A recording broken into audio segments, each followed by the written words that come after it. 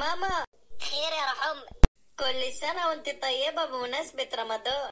وانت طيبه يا اختي. هتدعيلي بايه بقى في رمضان؟ هدعيلك يبقى اخر رمضان ليكي معايا. كده يا ماما انت زهقت مني؟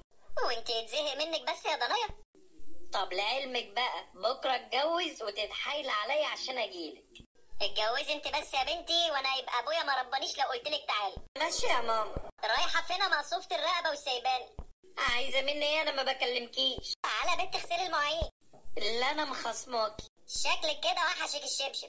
لا خلاص، وعلى ايه؟ ايوه كده، بنات ما تجيش غير بالعين الحمراء.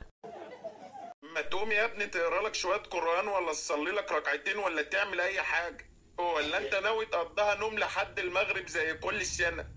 لا لحد المغرب، احنا خلاص كبرنا على الكلام ده حاج. برافو عليك يا ابني. انا بس هريح شويه كده حاج وبصحيني. انا صحيك على امتى كده؟ على صلاه العيد. الثلاجة للمانجا اللي كانت في الثلاجة. مانجا؟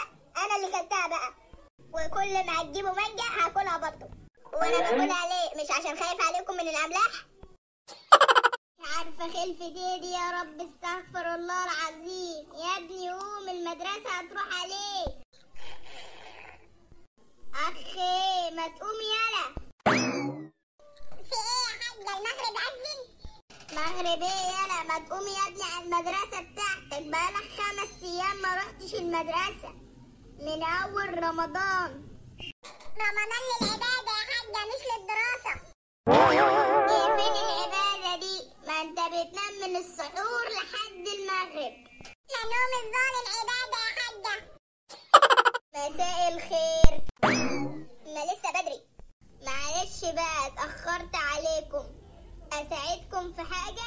احنا خلصنا كل حاجه، مش فاضل غير الاذان. ممكن تاذني انتي لو مش هنتعبك يعني. طيب انا اروح اقعد على السفره لغايه لما تجيبوا الاكل والاذان ياذن. يلا حطوا الفطار للسنيوره.